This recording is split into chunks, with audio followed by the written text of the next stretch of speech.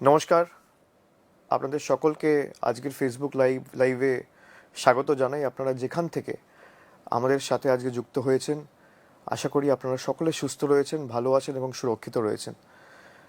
আমি গতকাল সিদ্ধান্ত নিয়েছিলাম যে আমি আজকে ফেসবুক লাইভ করব এবং আপনাদের সকলকে বলেছিলাম যে আগামী 24 তারিখ শনিবার সন্ধ্যে 7টার সময় আপনাদের যে কোনো রকম প্রশ্নের জবাব আমি ফেসবুকের মাধ্যমে দেবো।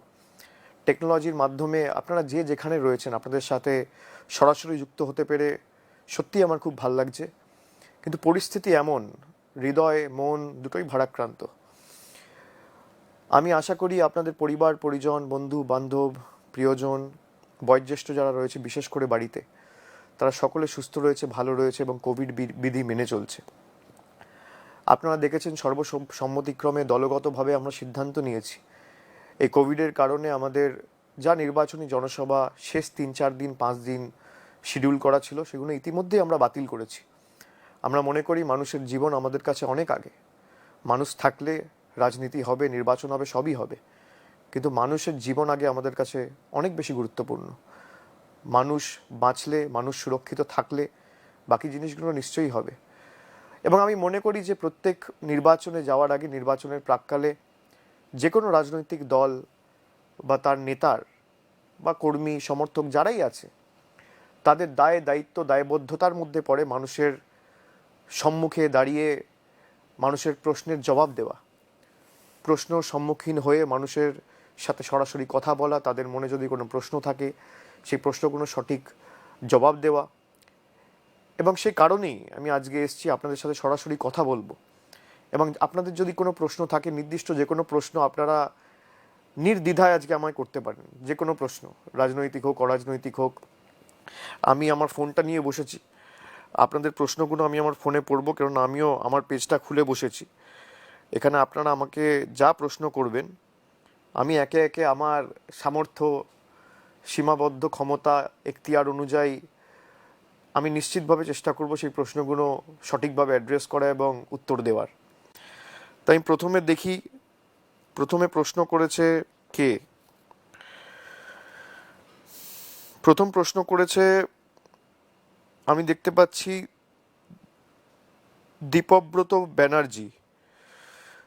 দীপব্রত বলেছে, নরেন্দ্র মোদী, অমিত শাহ এবং আরও অনেক বিজেপি নেতা আপনাকে ক্রমাগত আক্রমণ করছেন। বিভিন্ন ধরনের দুর্নীতির অভিযোগ আপনার বিরুদ্ধে, আপনি কি বলবেন? না দীপব্রত, প্রথম প্রশ্ন তোমার নিচ্ছি। অনেক ধন্যবাদ, আশা করি তুমি ভালো আছো, সুস্থ রয়েছো। এই প্রশ্নের উত্তর আমি একাধিক জায়গায় দিয়েছি। আমি বলেছি যে প্রধানমন্ত্রী এবং দেশের স্বরাষ্ট্রমন্ত্রী যদি আমার বিরুদ্ধে কোনো রকম কোনো অভাব অভিযোগ করে বা রাজনৈতিক বক্তব্যের মধ্যে আমাকে আক্রমণ করে, সেটা আমার কাছে কোনোদিনই অভিশাপ না, সেটা আমার কাছে আশীর্বাদের মতো। দেশের প্রধানমন্ত্রীকে 22 কোটি ভারতের মানুষ ভোট দিয়ে নির্বাচিত করেছে।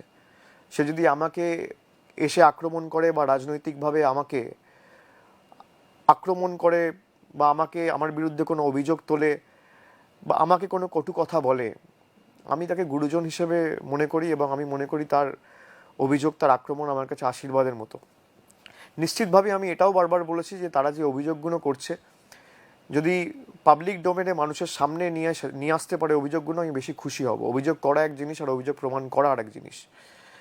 আমি আপনাদের সকলকে বলবো যে আমার বিশেষ করে যারা সমর্থকেরা রয়েছেন বা যারা আমাকে ভালোবাসেন বা অপছন্দ যারা করেন, এই প্রশ্নগুলো প্রধানমন্ত্রী বা ভারতের স্বরাষ্ট্রমন্ত্রী যখন করে, সিঙ্গেল উইন্ডোর কথা বলে, ভাইপো ট্যাক্সের কথা বলে, ভাতিজা রাজের কথা বলে, এগুলো আমার কাছে আশীর্বাদ। আমি প্রধানমন্ত্রীকে অনুরোধ করব যে ভারতবর্ষের মানুষ আপনাকে ভোট দিয়ে এক বুক আশা আকাঙ্ক্ষা স্বপ্ন নিয়ে নির্বাচিত করেছে। আপনার অনেক গুরুত্বপূর্ণ কাজ রয়েছে, আর দেশে এখন তো করোনার দ্বিতীয় ঢেউ আছড়ে পড়েছে। মানুষের আশা প্রত্যাশা আপনার থেকে অনেক। নির্বাচনের পরে মানুষ সুরক্ষিত হওয়ার পর আবার আমাকে আক্রমণ করবেন, আমি মাথা পেতে নেব, কিন্তু এখন দয়া করে মানুষের সেবায় নিজেরা কাজ করুন। মানুষের আশা প্রত্যাশা আপনাদের থেকে প্রচুর।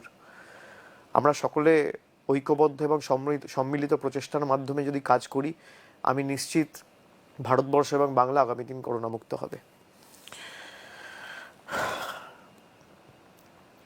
দ্বিতীয় প্রশ্ন করেছে Sailen Bhattacharya, you are often called a poster child of nepotism in Bengal politics. Does coming from Banerjee household hurt your political prospects?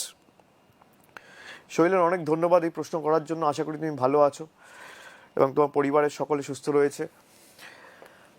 না, পরিবারতন্ত্র নিয়ে যারা অভিযোগ করে, আমি বারবার বলেছি যে রাজনৈতিক সত্তা বা পারিবারিক সত্তা দুটো সম্পূর্ণ আলাদা, এবং কারোর যদি নির্দিষ্ট কোনো অভিযোগ থাকে সে করতেই পারে, কিন্তু আমি তো প্রকাশ্যে জনসভায় বলেছি যে আপনারা পরিবারতন্ত্রের বিরুদ্ধে এই কথাগুলো না বলে আপনারা সরাসরি একটা বিল আনুন। সাংসদে যারা রয়েছে, যাদের কাছে সংখ্যাগরিষ্ঠতা রয়েছে যে রাজনৈতিক দলের কাছে, বিজেপির কাছে, তারা যদি একটা বিল আনে যে যে পরিবার থেকে একজন রাজনৈতিক দলে আছে সে পরিবার থেকে অন্য কোনো সদস্য আর রাজনীতিতে আসতে পারবে না। এবং শুধু রাজনীতি বলে না, আমাকে যদি তুমি ব্যক্তিগতভাবে জিজ্ঞেস করো, আমি মনে করি যে কেউ যদি রাজনীতিতে থাকে সেই পরিবার থেকে অন্য কারোর বা কোনো সদস্যের পাবলিক অফিসের কোনো পোস্ট হোল্ড করাই উচিত না। যে কোনো পাবলিক অফিসের পোস্ট, সে এমপি হতে পারে, এমএলএ হতে পারে, কোনো সিভিক বডির চেয়ারম্যান হতে পারে, কোনো রকম স্ট্যাচুটারি বডির চেয়ারম্যান হতে পারে, চেয়ারপারসন হতে পারে, জয়েন্ট সেক্রেটারি হতে পারে, সেক্রেটারি হতে পারে, জেনারেল সেক্রেটারি হতে পারে, ভাইস প্রেসিডেন্ট হতে পারে, যে কোনো পোস্ট। আমার মনে হয় ভারতবর্ষের সংসদে একটা বিল আনা উচিত, যে বিলে স্পষ্টত লেখা থাকবে যে ভারতবর্ষে যারা রাজনীতি করছে, যে সমস্ত সাংসদ বা মন্ত্রীরা, তাদের পরিবার থেকে আর কেউ রাজনীতি করবে না। এই বিল যদি আনে, সংসদে পাস হয়, আগামী দিন আমি আপনাদের দায়িত্ব নিয়ে বলছি, সাংসদ হিসেবে আমি সেই বিলে পক্ষে ভোট দিয়ে আমি রাজনীতি থেকে অব্যাহত নেব। আমি তো বারবার বলেছি যে আমার পরিবার থেকে, আপনারা দেখেছেন, আপনারা অভিযোগটা করেন কেন, মমতা বন্দ্যোপাধ্যায় রয়েছে আর আমি রয়েছি, এক পরিবার থেকে দুজন। আমি নিশ্চিতভাবে মনে করি যে আপনাদের অভিযোগগুলো সঠিক, এবং আপনাদের অভিযোগে মান্যতা দিয়েই আমি বলছি যে ভারতবর্ষের প্রধানমন্ত্রী মুখে কথা না বলে যদি কাজের মাধ্যমে করে দেখায়, আমি বেশি খুশি হব। আপনি দেখুন, একইভাবে যারা পরিবারতন্ত্রের অভিযোগ তুলছে আমার দিকে, কারা তুলছে? বিজেপির নেতা কৈলাস বিজয়বর্গীয়, তার ছেলে দুজনের রাজনীতিতে, মুকুল রয় তার ছেলে দুজনেই রাজনীতিতে, শুভেন্দু অধিকারী, শিশির অধিকারী, দিব্যেন্দু অধিকারী, সৌমেন্দু অধিকারী, এক পরিবার থেকে চারজন রাজনীতিতে। তারপর পঙ্কজ সিং, রাজনাথ সিং, বাবা এবং ছেলে দুজনেই রাজনীতিতে। এরকম ভুরি ভুরি উদাহরণ রয়েছে। আমি আপনাদের অনুরোধ করব যে কাজে করে দেখাতে হবে, খালি কথা দিলে হবে না। Preach what you practice. আমাদের এটা করে দেখাতে হবে, এবং সংসদে আপনারা বিল আনুন। আপনারা বিল এনে সংসদে এটা চর্চার বিষয় হোক, সব রাজনৈতিক দল কথা বলুক, এবং তারপর ভোটাভুটি হোক। ভোটাভুটি হওয়ার পর আমি বলছি আপনাদের দায়িত্ব নিয়ে যে তৃণমূল কংগ্রেসের প্রত্যেকটা সাংসদ, কে দেবে কে না দেবে আমি জানি না, আমি তো এর পক্ষে ভোট দেবো। এরকম একটা বিল রাজনৈতিকভাবে আমার মনে হয় দেশকে অনেক এগিয়ে দেবে। সুতরাং এটা কথা না বলে এটা কাজে করা উচিত। পরের প্রশ্ন করেছে সুব্রত বিশ্বাস। Why should people vote for TMC in these upcoming elections? খুব ভালো প্রশ্ন সুব্রত, অনেক ধন্যবাদ। তুমি যথাযথ প্রশ্ন করেছো যে তৃণমূল কংগ্রেসকে এই নির্বাচনে বাংলার মানুষ কেন ভোট দেবে। আমিও যদি তোমার জায়গায় থাকতাম, এবং যে কোনো একজন অ্যাভারেজ ভোটারের মনের মধ্যে এই প্রশ্ন হওয়াই স্বাভাবিক যে তৃণমূল কংগ্রেস, বিজেপি, সিপিএম, কংগ্রেস, নির্দল, সংযুক্ত মোর্চা, এত রাজনৈতিক দল, এত ক্যান্ডিডেট, কাকে ভোট দেওয়া উচিত, কাকে আমরা ভোট দিয়ে নির্বাচিত করব। আমি প্রথমেই আপনাদেরকে বলি যে সুব্রত এই প্রশ্নটা করেছে, আমি জবাবটা সকলের জন্য দিচ্ছি, যে আপনারা কানে শুনে নয়, চোখে দেখে ভোট দেবেন। তৃণমূল কংগ্রেসকে কেন ভোট দেবেন, তার কারণ মমতা বন্দ্যোপাধ্যায় যে প্রতিশ্রুতিগুলো দিয়েছিল সেগুলো অক্ষরে অক্ষরে পালন করেছে, বাস্তবায়িত করেছে। মমতা বন্দ্যোপাধ্যায় কথা দিয়ে কথা রেখেছে। মমতা বন্দ্যোপাধ্যায় আজকে আমাদের রাজ্যে যে কথাগুলো দিয়েছিল, উন্নয়ন, রাস্তাঘাট, পরিষেবা, বিনা পয়সায় রেশন, বিনা পয়সায় স্বাস্থ্য, বিনা পয়সায় চিকিৎসা, বিনা পয়সায় খাদ্য, বিনা পয়সায় শিক্ষা, এগুলো খালি প্রতিশ্রুতি হিসেবে আর থাকেনি, এগুলো অক্ষরে অক্ষরে আমাদের রাজ্যে বাস্তবায়িত হয়েছে। আজকে আপনারা বলুন তো, খাদ্যসাথী, কোন রাজ্যে খাদ্যসাথী বিনা পয়সায় দেওয়া হয়? বিনা পয়সায় স্বাস্থ্য, আপনি যেখানে যাচ্ছেন স্বাস্থ্যসাথী কার্ড নিয়ে 5 লক্ষ টাকার চিকিৎসা আপনি পাচ্ছেন। স্বাস্থ্যসাথী কার্ড বিনামূল্যে মমতা বন্দ্যোপাধ্যায় সরকার করে দিয়েছে। রাস্তাঘাট, আপনি একবার চোখ বন্ধ করে নিজের বিবেককে জিজ্ঞেস করুন যে 10 বছর আগে আমাদের পশ্চিমবাংলা কী ছিল আর 10 বছর পরে আমাদের পশ্চিমবাংলা কী হয়েছে। অন্যদিকে এক রাজনৈতিক দল আপনাদের বলেছিল 2 কোটি বেকারের চাকরি হবে বছরে 7 বছর ক্ষমতায়, তাহলে 14 কোটি বেকারের চাকরি হওয়া উচিত। আপনি আপনার বুথে দেখুন, আপনি যে পাড়ায় আছেন সে পাড়ায় দেখুন, যে অঞ্চলের বাসিন্দা সে অঞ্চলে দেখুন, আপনারা যেখানে রয়েছেন সেখানে ভারতীয় জনতা পার্টি কটা যুবক যুবতীদের হাতে কর্মসংস্থানের নিয়োগপত্র তুলে দিয়েছে। কানে শুনে নয়, চোখে দেখে আপনারা বিচার করুন। বাংলায় 40% বেকারত্ব কমেছে, আর ভারতবর্ষে নরেন্দ্র মোদীর নেতৃত্বে 50% বেকারত্ব বেড়েছে। আমি দায়িত্ব নিয়ে বলছি, তথ্য পরিসংখ্যান আমার কাছে রয়েছে, এবং আমি তো চ্যালেঞ্জ করেছি যে যেখানে তথ্য পরিসংখ্যানের ভিত্তিতে লড়তে চায় আপনারা বলুন, আমরা যাব সেখানে। যে 7 বছর আপনাদের সরকার ক্ষমতায় কি কাজ করেছে আর 10 বছর আমাদের সরকার ক্ষমতায় কি কাজ করেছে বাংলার জন্য।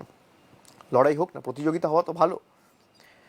কিন্তু আপনারা দেখুন, মমতা বন্দ্যোপাধ্যায় আজকে কন্যাশ্রী, রূপশ্রী, স্বাস্থ্যসাথী, সবুজ সাথী, গতিধারা, এই কাজগুলো তো করেছে। শুধু কানে শুনে নয়, চোখে দেখে আপনারা ভোট দিন।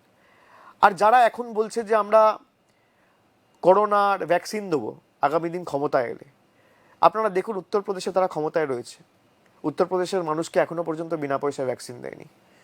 মধ্যপ্রদেশে ক্ষমতায় রয়েছে, কর্ণাটকে ক্ষমতায় রয়েছে, তারা আসামে ক্ষমতায় রয়েছে, ত্রিপুরায় ক্ষমতায় রয়েছে। যেই রাজ্যগুলোতে রয়েছে, একটা রাজ্যের মানুষকেও দেওয়া প্রতিশ্রুতি এরা পালন করেনি।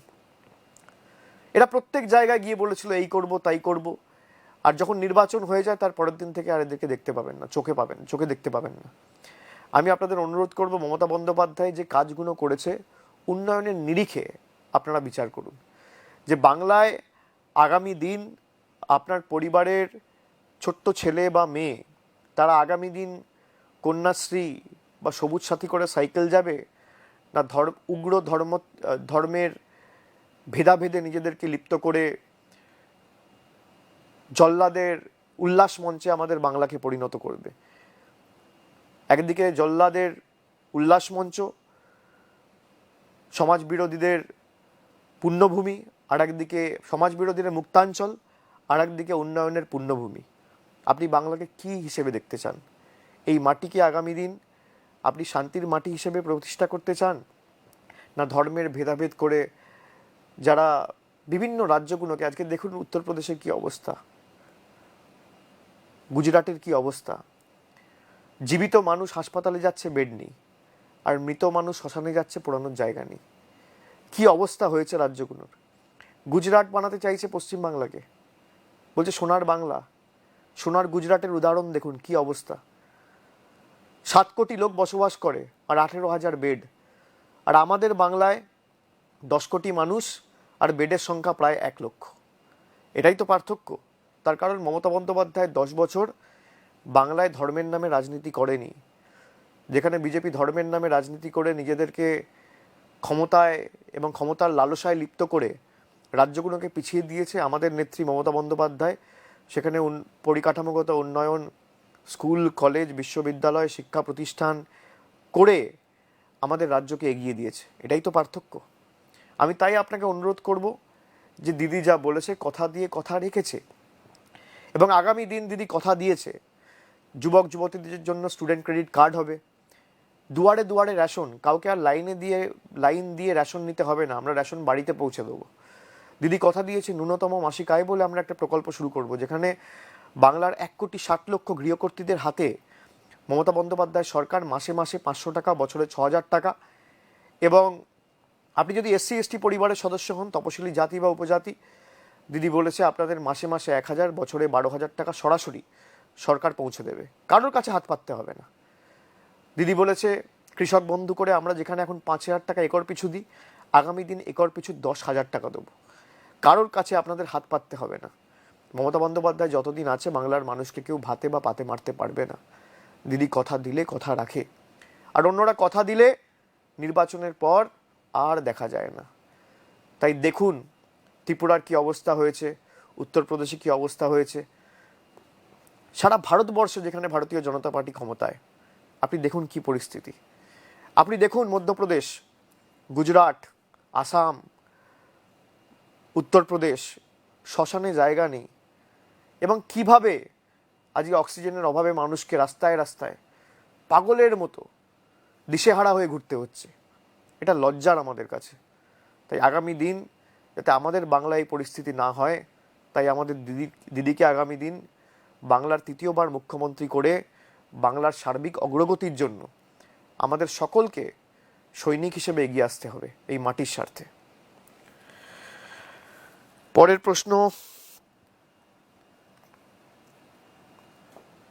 প্রশ্ন করেছে শানু দাস। ষষ্ঠ পর্বের পর তৃণমূল কংগ্রেসের বিষয়ে আপনার মূল্যায়ন কি? 6টি দফার নির্বাচনের শেষে কটি আসন তৃণমূল কংগ্রেস জিতবে?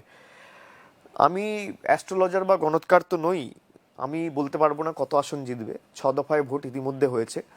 তবে আমি দায়িত্ব নিয়ে আপনাদের বলতে পারি যে আর 2টো দফার ভোট বাকি আছে। এতদিন অপেক্ষা করলেন, আর 7টা দিন। 2 তারিখ তো ভোট বাক্স খুলবে, ফল মানুষের সামনে আসবে। তবে আমি প্রথম দিন যা বলেছি আমি আজও তাই বলছি, 2/3 বেশি আসন নিয়ে মমতা বন্দ্যোপাধ্যায় তৃতীয়বার বাংলার মুখ্যমন্ত্রী হতে চলেছে। এ নিয়ে কোনো সংশয় বা দ্বিমত নেই। তার কারণ আমি উত্তর থেকে দক্ষিণ সভা করেছি, মানুষের সাথে কথা বলেছি, মানুষের সাথে যেটুকু আমি কথা বলে বুঝতে পেরেছি যে মমতা বন্দ্যোপাধ্যায়ের উপর মানুষের আস্থা, ভালোবাসা, স্নেহ, সমর্থন যত দিন যাচ্ছে তত বাড়ছে। এবং 2/3 বেশি আসন নিয়ে, 2/3 অনেক বেশি হবে, 2/3 বেশি আসন নিয়ে তৃণমূল কংগ্রেস ক্ষমতায় আসবে। আর যারা বলছে যে ইসবার 200 পার, 2 তারিখ দেখা হবে, 2 তারিখ কথা হবে। তারপর প্রশ্ন করেছে চয়ন চক্রবর্তী। বহু মানুষ তৃণমূল কংগ্রেস ছেড়ে বিজেপিতে গেছেন, এর ফলে দল ও দলের কর্মীদের মনোবল কতটা ক্ষতিগ্রস্ত হয়েছে? এটা ভালো প্রশ্ন। এবং এই প্রশ্নটা অনেকের মনেই রয়েছে যে অনেকে তৃণমূল কংগ্রেস ছেড়ে বিজেপিতে গেছে, তাতে দল দুর্বল হয়েছে না দল আরও শক্তিশালী হয়েছে, সেই নির্দিষ্ট এলাকায় দলের কি পরিণতি হবে আগামী দিনগুলোতে। আমি প্রথমেই আপনাদের বলবো যে তৃণমূল কংগ্রেস থেকে যারা বিজেপিতে গেছে তারা কি কারণে গেছে আপনারা একটু পর্যালোচনা করে নিজেরা দেখুন কি কারণে গেছে। অনেকে টিকিট পায়নি তাই গেছে, অনেকে জানে যে দল আমাদের টিকিট দেবে না সেই জন্য গেছে, অনেকের মাথায় একটা করে দুর্নীতির কেস ঝুলছে, সারদা, নারদা, রোজ ভ্যালি, একাধিক ইডি সিবিআইয়ের কেস, তাই নিজেদেরকে বাঁচাতে গেছে, নিজেদের ঘাড় বাঁচাতে, মাথা বাঁচাতে। সবার তো দৃঢ়তা, মানসিকতা, মনোবল এক হয় না। অনেকে সিদ্ধারা থাকে, অনেকে সিদ্ধারা বিক্রি করে দেয়। তাই যারা গেছে নিজেদের স্বার্থ চরিতার্থ করতে গেছে, এবং নির্দিষ্ট এলাকায় তাদের কি পরিণতি হয় আপনারা 2 তারিখ দেখতে পাবেন। তবে আপনারা ইতিমধ্যেই দেখেছেন যে যারা বিভিন্ন অভাব অভিযোগ তুলছে যে তৃণমূল কংগ্রেসে সম্মান পায়নি, তৃণমূল কংগ্রেসে কাজ করার সুযোগ হয়নি, আপনি দেখুন যারা প্রথম দিন থেকে দল করে, যাদের মাথায়, যাদের ভাবমূর্তি ভালো, যাদের মাথায় কোনো সিবিআই কেস নেই, ইডি নেই, যাদের টাকা বাঁচানোর জন্য সিবিআই, ইডি, অমিত শাহর শরণাপন্ন হতে হবে না, তারা কিন্তু তৃণমূল কংগ্রেসেই রয়েছে। ভালো মানুষ যারা, মমতা বন্দ্যোপাধ্যায় প্রথম দিনের সৈনিক আমি যদি বলি সুব্রত বক্সী, পার্থ চট্টোপাধ্যায়, শোভনদেব চট্টোপাধ্যায়, সুব্রত মুখার্জি, সুদীপ বন্দ্যোপাধ্যায়, সৌগত রায়, ডেরেক ওব্রায়েন, ফিরহাদ হাকিম, অরূপ বিশ্বাস, এরকম ভুরি ভুরি নাম, তারা তো কেউ দল ছাড়েনি। দল ছেড়ে গেছে কারা? মুকুল রায়, শুভেন্দু অধিকারী, শোভন চ্যাটার্জি, এদের মাথায় একটা করে সিবিআই, একটা করে ইডি কেস ঝুলছে। এবং যখনই তারা বিজেপিতে যায় তারা একদম ধোয়া তুলসী পাতা। তৃণমূল কংগ্রেসে থাকলে এদের বিরুদ্ধে অভিযোগ, আর বিজেপিতে গেলে এরা ভালো। ওই যে আমি প্রত্যেকটা রাজনৈতিক জনসভায় বলি, কর্মী সভায় বলি, যে তুমি করলে চমৎকার আর আমি করলে বলৎকার। তো এই তো পরিণতি, মানুষকে বোকা বানাচ্ছে। এবং এতে আমি মনে করি যে দলের কর্মীরাই দলের সম্পদ, মমতা বন্দ্যোপাধ্যায়ের ভাবমূর্তি দলের সম্পদ। কোনো নেতার জন্য কেউ নির্বাচন জেতে না। দলের কর্মীরা যদি ঐক্যবদ্ধ হয়ে মাটিতে দাঁতে দাঁত চেপে লড়াই না করে, নিজেদের জীবন বিপন্ন করে, ঘাম রক্ত ঝরিয়ে, সমস্ত বাধা বিপত্তি প্রতিকূলতার বিরুদ্ধে দাঁড়িয়ে, রুখে দিয়ে, ষড়যন্ত্র কুৎসা রুখে দিয়ে তারা যদি কাজ না করে, কোনো দলকে কেউ নির্বাচনে জেতাতে পারে না। নেতার ছবি থাকে, নেত্রীর ভাবমূর্তি থাকে, সবই ঠিক আছে, নাম থাকে, কিন্তু তার সাথে কর্মীদের পরিশ্রম, মানসিকতা, কাজ করার লড়াইয়ের দৃঢ়তা, এই জিনিসগুলো অত্যন্ত গুরুত্বপূর্ণ। এবং তৃণমূল কংগ্রেসের যে নেতার এই দল ছেড়ে সে দলে গেছে, আপনি দেখুন কোনো কর্মীরা কিন্তু যায়নি। তার কারণ কর্মীরা মানুষের সেবায় নিজেদেরকে সারা বছর আত্মনিয়োগ করে রাখে। কোভিড হোক, লকডাউন হোক, করোনা হোক, এই যে আমরা বাংলার যুবশক্তি করেছিলাম, আপনারা দেখুন নিজের জীবন বিপন্ন করে আমাদের সৈনিকেরা 10 লক্ষ মানুষ আমাদের সাথে যুক্ত হয়েছে 3-4 মাসের সময়। এবং নিজেদের এলাকা, নিজেদের প্রতিবেশী, নিজেদের পাড়া, নিজেদের অঞ্চলকে কোভিড মুক্ত করার জন্য এরা নিজেদের জীবন বিপন্ন করে ঝাঁপিয়েছে। তাই আমি মনে করি যারা মানুষের পাশে সারা দিন থাকে, 24 ঘন্টা থাকে, দিবারাত্রি থাকে, 365 দিন থাকে, কে এলো আর কে গেল, মানুষের সেবা যিনি করেছেন, ওই বলে না, যে ছেলে বা যে ছাত্র 365 দিন পড়াশুনো করে তাকে পরীক্ষার দূরা তাকে ভাবতে হয় না। আমরা তো সারা বছর মানুষের পাশে থাকি, তাই আগামী দিন মানুষের উপরই ছেড়ে দিয়েছি, মানুষই বিচার করুক।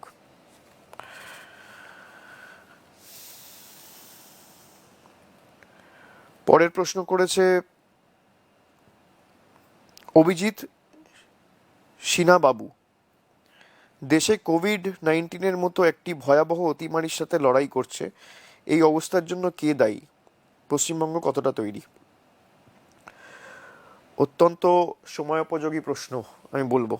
আমি অভিজিৎ বাবুকে ধন্যবাদ জানাই। তার কারণ হচ্ছে, আপনারা দেখেছেন যে ইতিমধ্যেই আমাদের দেশে দৈনিক কেস প্রায় 3 লক্ষ ছাড়িয়েছে। 2000, 2100, 2200 করে আমরা দেশের সহনাগরিককে রোজ হারাচ্ছি। এবং তার মধ্যেও একটি রাজনৈতিক দলের কি অবস্থা, আজকে আমরা সাংবাদিক বৈঠক করে বলেছি, এ সভা সমিতি চালিয়ে যাচ্ছে। মানুষের জীবনের এদের কাছে কোনো মূল্য নেই। এরা যে করে হোক নিজেদের রাজনৈতিক স্বার্থ চরিতার্থ করবে। কি করে বাংলার গদি দখল করা যায়, ক্ষমতায় আসা যায়, মানে আমার ভাবতেও অবাক লাগে। যেখানে ভারতবর্ষের প্রধানমন্ত্রী 5 দিন আগে সভা করে আসানসোলে বলছে যে এত লোক এসছে সভায়, আমার দেখে খুব ভালো লাগছে। আমরা কাকে নির্বাচিত করেছি? এবং আপনি আপনার নিজের বিবেককে প্রশ্ন করুন যে এই পরিস্থিতির জন্য কে দায়ী। আপনি বলুন তো, মহারাষ্ট্রে তো তৃণমূল কংগ্রেস ক্ষমতায় নেই। আপনি বলুন, দিল্লিতে তো তৃণমূল কংগ্রেস ক্ষমতায় নেই, মধ্যপ্রদেশে তো নেই, উত্তরপ্রদেশে তো তৃণমূল ক্ষমতায় নেই, গুজরাটে তো তৃণমূল কংগ্রেস ক্ষমতায় নেই।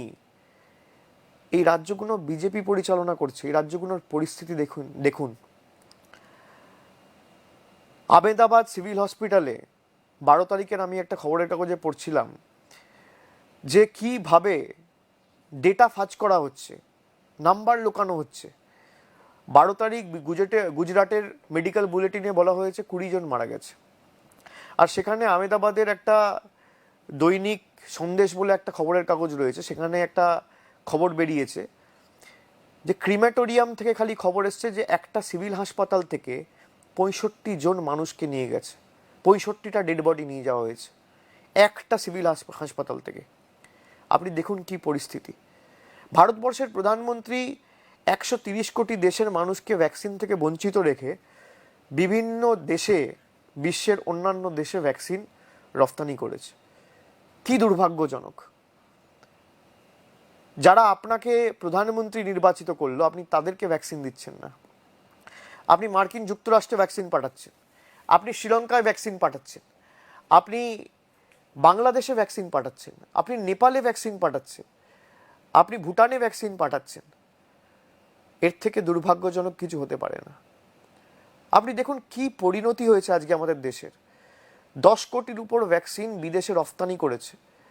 করোনার প্রথম ঢেউ যখন অনেকটাই নিয়ন্ত্রণে, আপনি ধরুন সেপ্টেম্বরের পর থেকে অনেকটাই নিয়ন্ত্রণে ছিল, দৈনিক সংখ্যা অনেক কমেছিল দুর্গাপুজোর পর থেকে।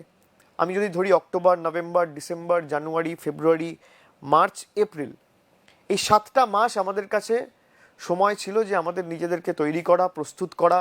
যদি আবার দ্বিতীয় ঢেউ আছড়ে পড়ে বা আবার এই ভয়াবহ পরিস্থিতি হয়, তাহলে যেন আমরা সঠিকভাবে মোকাবেলা করতে পারি।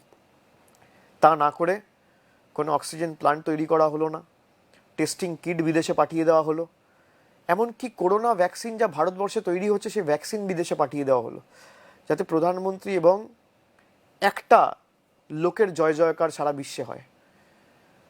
মানুষ এতটা স্বার্থপর হতে পারে? যে দেশের মানুষ ভোট দিয়ে আপনাকে প্রধানমন্ত্রী নির্বাচিত করলো, তাদের সাথেই আপনি বিশ্বাসঘাতকতা করছেন, তাদেরকে বঞ্চিত রেখে আপনি পাঠিয়ে দিচ্ছেন বিদেশে ভ্যাকসিন। আর দেখুন কি বৈমাতৃসুলভ আচরণ। বলছে রাজ্য সরকারকে ভ্যাকসিন কিনতে হবে 400 টাকায়, আর কেন্দ্র সরকার ভ্যাকসিন কিনবে 150 টাকায়। আপনি আবার কেন্দ্র সরকারের নেতারা এখানে এসে রাজ্য সরকারের মন্ত্রীদের, মুখ্যমন্ত্রীকে বলে কাটমানি নিচ্ছে। আরে মানুষের জীবন নিয়ে তো খেলছেন আপনারা, ভ্যাকসিন থেকে কাটমানি নিচ্ছেন আপনারা। আপনি 150 টাকায় প্রকিওর করে কেন 400 টাকায়, কেন 150 টাকায় আপনারা স্টেটকে দিতে পারছেন না? কেন 400 টাকা দিয়ে স্টেট কিনবে? বাংলার মানুষ মানুষ না? মহারাষ্ট্রের মানুষ মানুষ না? আপনি বলছেন আমাদের পরিচয় আমরা ভারতীয়, আমি নিশ্চয়ই একমত আপনাদের সাথে, আমরা ভারতীয়, কিন্তু এই কারণে আমরা আপনাদের বহিরাগত বলি। মানুষের ফিলিংস কোনোদিন আপনারা বুঝতে পারবেন না। আপনি কেন্দ্রে রয়েছেন বলে আপনি 150 টাকায় ভ্যাকসিন কিনবেন, আর যারা রাজ্যে রয়েছে, রাজ্য সরকারও তো মানুষের ভোটে নির্বাচিত। আপনাকে 22 কোটি মানুষ ভোট দিয়ে নির্বাচিত করেছে, মমতা বন্দ্যোপাধ্যায়কে 2.5 কোটি মানুষ ভোট দিয়ে নির্বাচিত করেছে। যেই মানুষগুলো আপনাকে নির্বাচিত করেছে তারাই মমতা বন্দ্যোপাধ্যায়কে নির্বাচিত করেছে। সেই মানুষগুলোর কোনো দাম নেই জীবনের। এই দ্বিচারিতা একটা সরকার করতে পারে? তো দিনের আলোর মতো পরিষ্কার। আপনি নিজেকে জিজ্ঞেস করুন যে এই পরিস্থিতির জন্য কে দায়ী। যেখানে আমরা নির্বাচন কমিশনকে বললাম যে মানুষের অসুবিধা হবে, আপনারা শেষের 4 দফার ভোট আলাদা আলাদা না করিয়ে 1 দফায় করান। আপনাদের যদি মনে হয় আরও কেন্দ্রীয় বাহিনী আপনারা মোতায়েন করতে চান, বুথে বুথে 4টের জায়গায় 10টা করে করান, কোনো অসুবিধা নেই, কিন্তু মানুষের জীবন নিয়ে দয়া করে ছেলে খেলা করবেন না। আমাদের কথায় কোনো রকম কর্ণপাত করেনি। তার কারণ একটা রাজনৈতিক দল যদি সুযোগ পায় বেশি প্রচার করার, মানুষকে ভুল বোঝানোর, ফেক নিউজ রটানোর এবং মানুষের জীবনের সাথে ছিনিমিনি খেলার, তাদের সুবিধা হবে তাদের রাজনৈতিক স্বার্থ চরিতার্থ করতে। তাই শুধুমাত্র একটা রাজনৈতিক দলকে সুযোগ করে দেওয়ার জন্য আজকে লক্ষ লক্ষ কোটি কোটি মানুষের জীবন নিয়ে নির্বাচন কমিশন খেলছে। এবং অন্যান্য রাজ্যে কি পরিস্থিতি, এবং বাংলার ল অ্যান্ড অর্ডার হোক বা স্টেট মেশিনারি, এখন তো পুরোটাই নির্বাচন কমিশনের আওতায়। রাজ্য সরকার চাইলেও কাজ করতে পারে না। তাই আমি অনুরোধ করব, এই তমসাচ্ছন্ন পরিস্থিতি থেকে যদি আমাদের মুক্তির সূর্যোদয় ঘটাতে হয়, একমাত্র বিকল্প এবং রাস্তা মমতা বন্দ্যোপাধ্যায়। তাই আগামী দিন আপনারা এর বিচার সঠিকভাবে করবেন, এই বিশ্বাস আমরা রাখি। পরের প্রশ্নে যাব।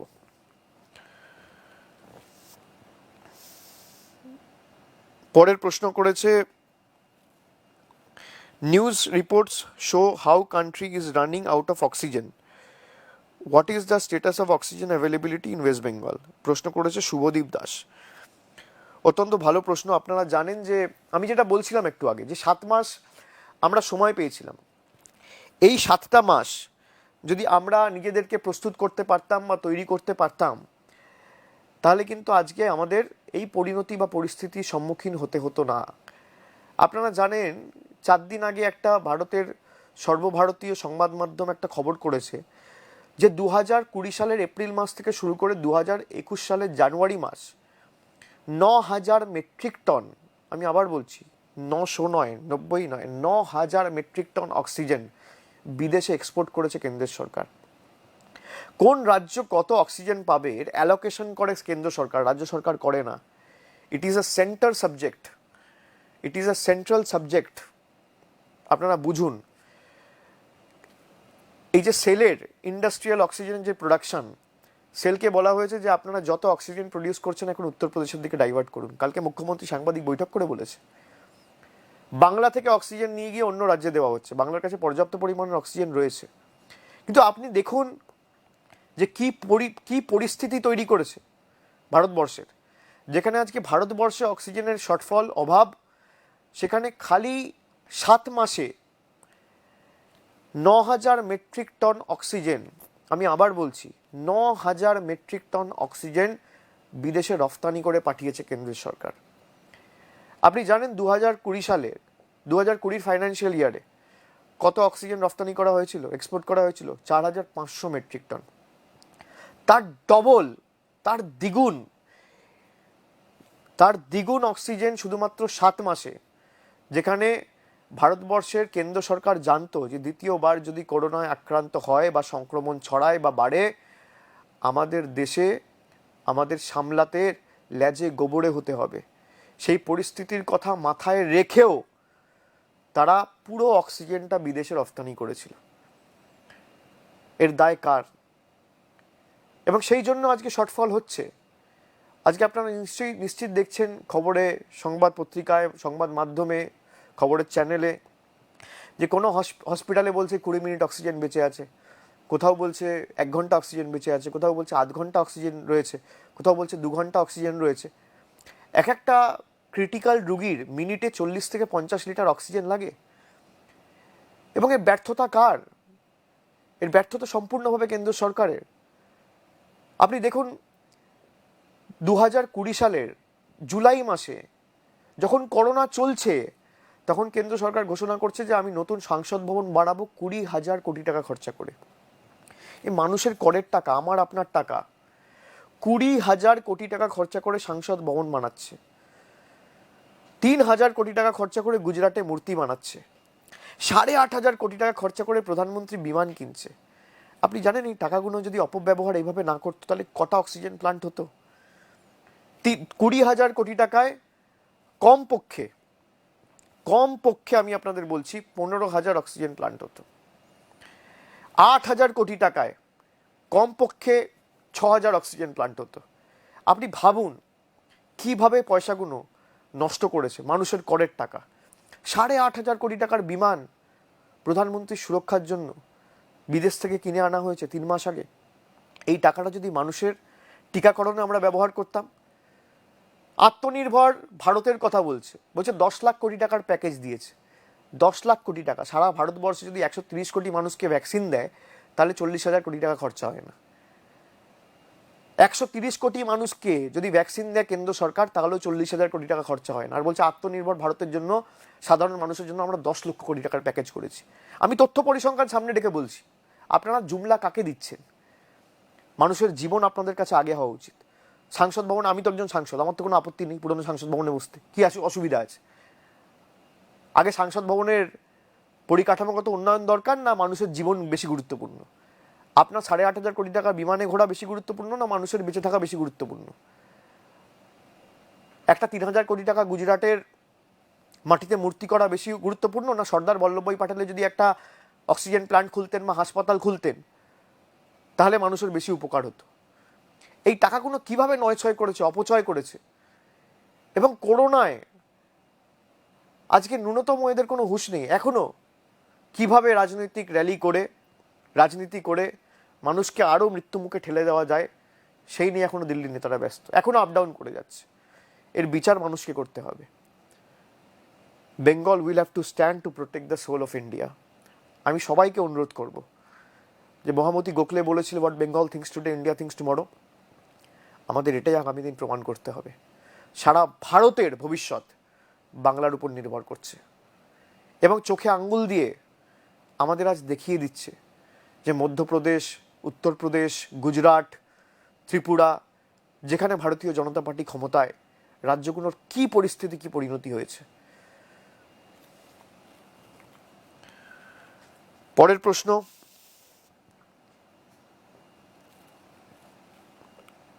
প্রশ্ন, করেছে Priya Mahapatra. Do you think TMC is emerging as the main opposition in national politics with Congress gradually losing its plot? আমি প্রিয়াকে ধন্যবাদ জানাই এবং আশা করি তোমরা ভালো আছো, সুরক্ষিত আছো, বাড়ির সবাই ভালো রয়েছে। যেমন আমি আগে বলেছি যে one day is too long in politics. নিশ্চিতভাবে আমাদের এখন পুরো ফোকাসটাই হচ্ছে মানুষের পাশে থাকা। এবং মমতা বন্দ্যোপাধ্যায় কোভিড নিয়ে সাংবাদিক বৈঠক করছে, আলাদা টাস্ক ফোর্স তৈরি করেছে। নির্বাচন হবে, আগামী দিন রাজনৈতিক পথ এবং রাজনৈতিক কী রাস্তা অবলম্বন করা যায় সেটা মানুষ ঠিক করবে। কিন্তু আগে তো মানুষের পাশে দাঁড়াতে হবে এবং বাংলার নির্বাচনের ফলাফল আগামী ভারতের ভবিষ্যৎ ঠিক করবে। তবে আমি নিশ্চিতভাবে বলতে পারি যে কংগ্রেসের ব্যর্থতা এবং অপদার্থতার কারণেই আজকে ভারতীয় জনতার পার্টির বিরুদ্ধে কোনো রাজনৈতিক দল মুখ খুলতে চায় না। কেউ মুখ খুলে তাদেরকে এজেন্সি দিয়ে ভয় দেখানো, তাদেরকে জোর জবরদস্তি জেলে ঢুকিয়ে দেওয়া, গ্রিল করা, তাদেরকে ভীত সন্ত্রস্ত করে রাখা। তাই মমতা বন্দ্যোপাধ্যায় এর ঊর্ধ্বে উঠে একমাত্র ভারতবর্ষের মহিলা মুখ্যমন্ত্রী যে এদের বশ্যতা স্বীকার করেনি, এদের কাছে মাথা নত করেনি, এদের কাছে আত্মসমর্পণ করেনি। অনেক চেষ্টা করেছে, শারীরিকভাবে আক্রমণ করেছে, অনেক চক্রান্ত ষড়যন্ত্র হয়েছে, নির্বাচন কমিশন দিয়ে রাজনৈতিক প্রচার যাতে না করতে পারে নিষেধাজ্ঞা জারি করা হয়েছে, আমাদের রাজ্যের মানুষ খুন করা হয়েছে ইচ্ছাকৃতভাবে যাতে বাংলার মানুষের রক্ত দিয়ে বাংলা দখল করা যায়, এতটা নিচে একটা রাজনৈতিক দল নেমেছে। আপনারা দেখেছেন শীতলকুচির ঘটনা, নিন্দা এবং প্রতিবাদের ভাষা আমাদের কাছে নেই, কিন্তু তাও মমতা বন্দ্যোপাধ্যায়কে আটকে রাখতে পারেনি। এবং আগামী দিন আমি যেটা একটু আগে বললাম, what Bengal thinks today India thinks tomorrow, নিশ্চিতভাবে আগামীর রাস্তা বাংলার মানুষই ঠিক করবে। পরের প্রশ্ন, শুভঙ্কর মাঝি, বিজেপি এবং তাদের দক্ষিণপন্থী রাজনীতির বিষয়ে আপনার ধারণা কি এবং কেন মনে হয় তা বাংলার জন্য ভয়ঙ্কর? দেখুন, আমার ধারণার থেকেও বড় কথা হচ্ছে, আপনারা দেখেছেন বিজেপি মানুষের যে ইস্যুগুলো, শিক্ষা, স্বাস্থ্য, কর্মসংস্থান, অন্ন, বাসস্থান, এই ইস্যুগুলো নিয়ে কোনোদিন মানুষের সাথে কথা বলে না। যে কি করব আগামী দিনগুলোতে, বা আমরা অন্য রাজ্যে কি করেছি, আমরা পরিকাঠামোগত উন্নয়ন কোথায় করব, আমরা কোথায় হাসপাতাল বানাবো, আমরা কোথায় 4টে শিক্ষা প্রতিষ্ঠান করব, বিশ্ববিদ্যালয় বানাবো, উন্নত মানের পরিকাঠামোগত উন্নয়ন করব, সেগুলো নিয়ে কথা বলে না। বিজেপির পুরো রাজনীতিটাই হচ্ছে ধর্মের উপর। তা ধর্মের উপর যারা রাজনীতি করে, আপনি দেখছেন কি পরিণতি হয়েছে, আজকে বাংলারও তাই পরিণতি হবে। সেই জন্য আমি মনে করি যে এদের যে পন্থা বা এদের যে রাজনৈতিক বিষয় বা এদের যে রাজনৈতিক মতাদর্শ, এটা সম্পূর্ণভাবে ভয়ঙ্কর। কারণ তারা উন্নয়ন নিয়ে কোনো কথা বলে না, মানুষের জন্য কি কাজ করবে তা নিয়ে কথা নেই। আপনি বলুন, একটা রাজনৈতিক দল যদি মন্দির মসজিদ নিয়ে রাজনীতি করে আর ধর্ম নিয়ে রাজনীতি করে, ধর্ম তো আমি আমার ঠাকুর ঘরে রাখবো, আমি আমার বাড়িতে রাখবো, আমি মন্দিরে রাখবো, মসজিদে রাখবো, গুরুদ্বারায় রাখবো, চার্চে রাখবো। ধর্ম কি রাজনীতির আঙিনায় মানায়? রাজনীতি তো মানুষের স্বার্থের জন্য। তা আপনি মানুষের স্বার্থের জন্য কি করবেন? যখন দেশের প্রধানমন্ত্রী থেকে শুরু করে স্বরাষ্ট্রমন্ত্রী থেকে শুরু করে একাধিক রাজ্যের মুখ্যমন্ত্রী, কেন্দ্রীয় প্রতিমন্ত্রী, পূর্ণমন্ত্রী, তারা সব ধর্ম নিয়ে কথা বলে এবং মানুষের জন্য কথা না বলে খালি মিথ্যা প্রতিশ্রুতি দিয়ে ক্ষমতা দখলের লড়াইয়ে এবং লালসায় নিজেদেরকে লিপ্ত করে, এর থেকে ভয়াবহ কিছু হতে পারে না। পরের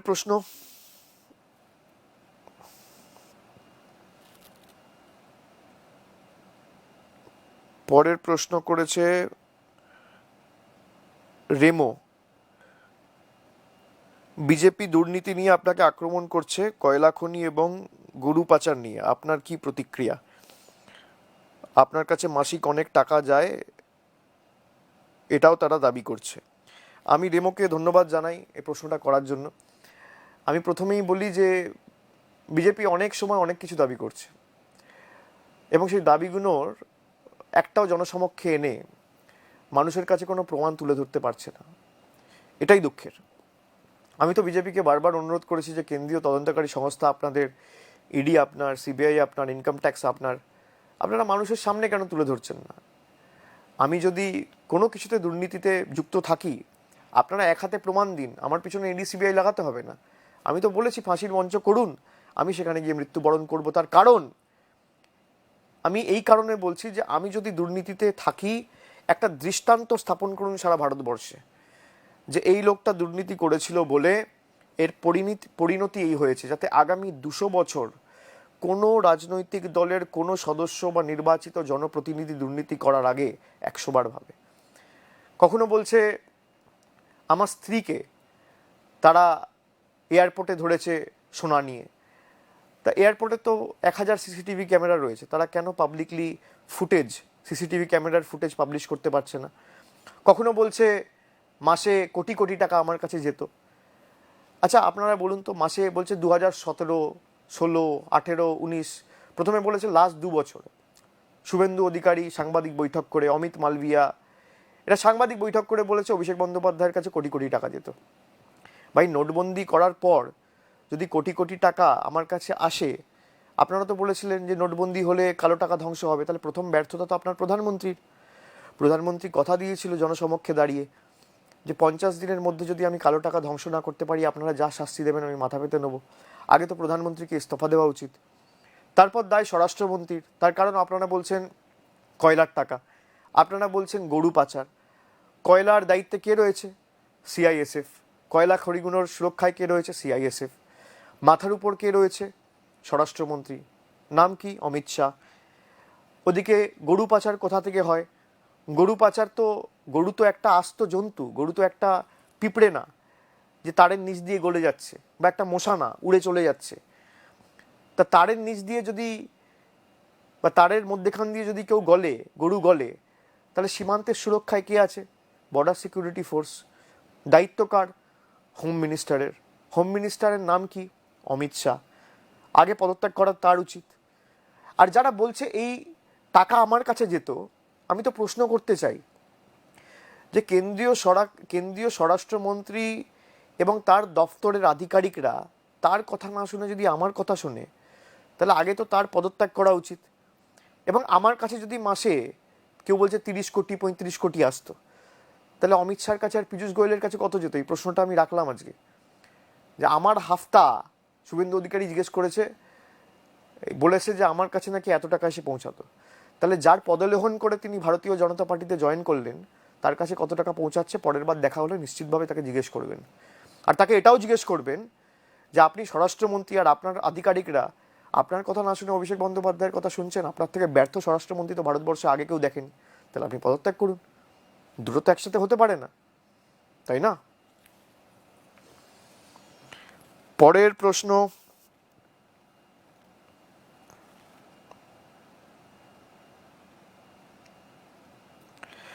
আপনার দল শুভেন্দু অধিকারীকে মীর জাফর তকমা দিয়েছে, বেশ কিছুদিন হয়ে গেল তিনি বিজেপিতে চলে গিয়েছেন, আপনার কি প্রতিক্রিয়া? দেখুন, তকমা আমার দল দেয়নি, তকমা বাংলার মানুষ দিয়েছে। আপনারা নিশ্চিতভাবে দেখেছেন শুভেন্দু অধিকারী নিজে মুখে স্বীকার করেছে যে আমি 2014 সাল থেকে বিজেপির সাথে যোগাযোগে ছিলেন। তো মীর জাফর বলবে না তো কি বলবে? আপনি দলের ছত্রছায়ায় বড় হয়েছেন, মমতা বন্দ্যোপাধ্যায়ের ছত্রছায়ায় বড় হয়েছেন, মমতা বন্দ্যোপাধ্যায় আপনাকে ভরসা করে একাধিক জায়গায় কাজ করার সুযোগ দিয়েছে, তারপর আপনি দলের সাথে বিশ্বাসঘাতকতা করে আপনি নিজে মুখে স্বীকার করছেন যে 2016 সাল থেকে আমি ভারতীয় জনতা পার্টির সাথে যোগাযোগে। তা আপনি 2014 সাল থেকে ভারতীয় জনতা পার্টির সাথে যোগাযোগে মানে 2014 সালেও আপনি তাদের হয়ে, তাদের তল্পিবাহক হয়ে কাজ করার চেষ্টা করেছিলেন, পারেননি। 16তে পড়েছিলেন, পারেননি। 19-এ এবার অনেকটা সাহায্য করেছিলেন। মানুষের কাছে তো সেটা দিনের আলোর মতো পরিষ্কার।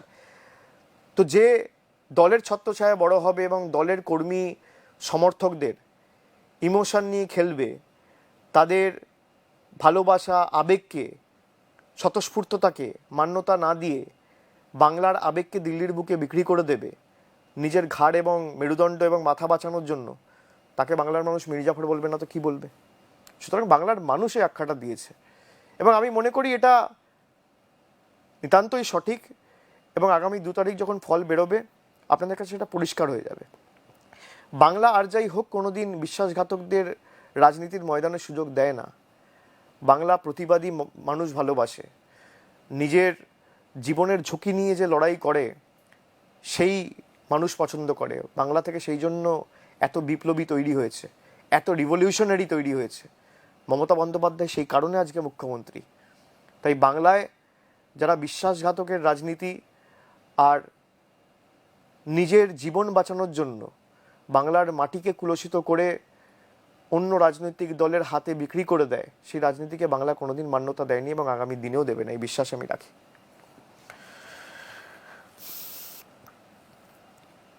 পরের প্রশ্ন করছে তন্ময় ঢালি, প্রশান্ত কিশোর এবং আইপ্যাক আপনাদের সাথে কাজ করছে, এই নিয়ে আপনার প্রতিক্রিয়া কি? না, আমি প্রথমেই বলবো যে তন্ময়কে, প্রশান্ত কিশোর আমাদের সাথে এবং আইপ্যাক 2 বছর ধরে আমাদের সাথে যুক্ত হয়েছে, আপনারা জানেন, এবং তারা তাদের মতো করে কাজ করছে। দলের যে কোনো নীতি বা দলের যে কোনো সিদ্ধান্ত, দলের একটা নীতি নির্ধারণ কমিটি রয়েছে, সেই কমিটি থেকে ঠিক হয়। মমতা বন্দ্যোপাধ্যায়ের নেতৃত্বে সেই কমিটি মিটিংয়ে বসে এবং কথা বলে, এবং সেইখান থেকে সিদ্ধান্তগুলো হয়, সেখান থেকেই কাজগুলো হয়, সেখান থেকে দল ঠিক করে আগামী দিনে কিভাবে দল কাজ করবে। প্রশান্ত কিশোর এবং আইপ্যাক তারা তাদের মতো কাজ করছে, গ্রাউন্ডে কাজ করে পার্টির কাছে তাদের যা রেকমেন্ডেশন রয়েছে বা পার্টির কাছে যে সংবাদগুলো তাদের পৌঁছানো দরকার বা খবরগুলো পৌঁছানো দরকার, সেগুলো তারা সঠিক সময়ে পার্টির কাছে পৌঁছে দিচ্ছে। পার্টির পাশে ঠিকমতো দাঁড়িয়ে কোন সময়ে কার ভূমিকা কী, একটা নিশ্চিতভাবে তাদের একটা নেটওয়ার্ক কাজ করছে, এবং পার্টি সেগুলো, সেই ইনপুটগুলো কনসিডার করে কোথায় কী করণীয় সেটা নীতি নির্ধারণ কমিটির নেতৃত্বে, মমতা বন্দ্যোপাধ্যায়ের নেতৃত্বে সেই সিদ্ধান্তগুলো পার্টি নেয়। তার মানে এই নয় যে কোনো নির্দিষ্ট ব্যক্তি বা কোনো নির্দিষ্ট সংস্থা দলকে ওভারটেক করে নিয়েছে বা দল চালাচ্ছে। দল দলের মতো চলছে, দলের নেত্রী মমতা বন্দ্যোপাধ্যায় দল পরিচালনা করে নীতি নির্ধারণ কমিটির নেতৃত্বে, এবং সেই কমিটি 7 জনের কমিটি রয়েছে, 21 জনের একটা কমিটি রয়েছে। সেই কমিটি মিটিংয়ের, সুব্রত বক্সির নেতৃত্বে যখন মিটিং হয়, সেখানে আলোচনা করে বিভিন্ন বিষয় নিয়ে আগামী দিন কি রণকৌশল হবে এবং কিভাবে কাজ করবে, দলের আগামীর পথ কিভাবে হবে, সেটা ঠিক হয়।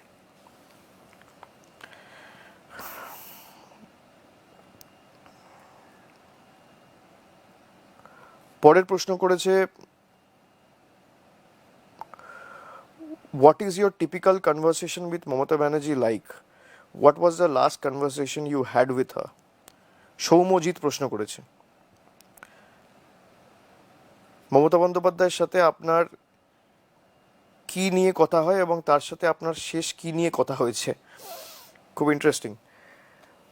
আমি প্রথমেই বলি, মমতা বন্দ্যোপাধ্যায় আমার নেত্রী, এবং আমার মমতা বন্দ্যোপাধ্যায়ের সাথে যখনই কথা হয়, নিশ্চিতভাবে রাজনৈতিক এবং দলগতভাবে তার যদি কোনো নির্দেশ থাকে তিনি আমাকে দেন। আমার শেষ কথা হয়েছে আজকেই সকালবেলা। তখনও তিনি তার উদ্বেগ প্রকাশ করেছে এই যে পরিস্থিতি, এবং কিভাবে সেন্টার আজকে অক্সিজেন ডাইভার্ট করতে বলছে, এবং এই পরিস্থিতির মধ্যেও এই যে নির্বাচন কমিশনকে আমরা এতবার করে বললাম, তারপরও নির্বাচন কমিশন শুধুমাত্র একটা রাজনৈতিক দলের স্বার্থকে মান্যতা দিয়ে নির্বাচন করালো না, মানুষের কথা একবারও ভাবলো না, সেই নিয়ে তিনি দুঃখ প্রকাশ করেছেন, এবং তিনি বলেছেন যে এটা নিয়ে দরকার হলে আবার আমরা নির্বাচন কমিশনের কাছে যাব এবং নির্বাচন কমিশনকে অনুরোধ করব। আমাদের তরফ থেকে আমরা বারবার চিঠি লিখে জানিয়েছি যে মানুষের অসুবিধা করে আপনারা দয়া করে মানুষকে মৃত্যুর মুখে ঠেলে দেবেন না। একবারে যদি নির্বাচন হয়ে যেত, এই সভা সমিতি এত কিছু হতো না, মানুষ একবার লাইনে দাঁড়িয়ে ভোট দিত, তারপর বাড়িতে থাকতো সামাজিক দূরত্ব বজায় রেখে, কোভিড বিধি মেনে এবং প্রোটোকল মেনে, কোভিড নর্মস মেনে তারা ভোট দিত। সুতরাং এটা নিয়ে মমতা বন্দ্যোপাধ্যায়ের সাথে শেষ আমার কথা হয়েছে, এবং কীভাবে নির্বাচন কমিশন বিজেপির কথা শুনে মানুষের জীবন এবং মানুষের ভবিষ্যৎ নিয়ে ছিনিমিনি খেলছে, এই নিয়ে তিনি দুঃখ এবং উদ্বেগ প্রকাশ করেছেন। এবং মমতা বন্দ্যোপাধ্যায়ের সাথে আমার যখনই কথা হয়, মানুষের কিভাবে কাজ করা যায়, কি করলে মমতা বন্দ্যোপাধ্যায় কিভাবে মানুষের কাছে আরও পৌঁছানো যায়, কোথায় আমাদের কর্মীদের কিভাবে মানুষের পাশে থাকা উচিত, এবং প্রত্যেকটা আমাদের বুথে তিনি আমাদের নির্দেশও দিয়েছেন যে তৃণমূল কংগ্রেসের যে বুথগুলো তৈরি হবে, সে বিজেপির ভোটার যখন যাবে বা সিপিএমের ভোটার যাবে বা নির্দল যাবে বা যে তৃণমূল কংগ্রেস করে সেও যদি যায়, আমাদের বুথে যেন মাস্ক থাকে, আমাদের বুথে যেন স্যানিটাইজার থাকে, মানুষকে যেন আমরা ভোট দিতে যাওয়ার আগেই মাস্ক স্যানিটাইজারগুলো তুলে দিই, যাতে তারা আগামী দিন ভোট দিতে গিয়ে করোনায় সংক্রমিত না হয়, এবং নিজেদের ভোটাধিকার প্রয়োগ করতে গিয়ে যেন নিজেদের জীবনের ঝুঁকি নিয়ে তারা করোনায় সংক্রমিত না হয়, এটা সুনিশ্চিত করতে বলেছেন।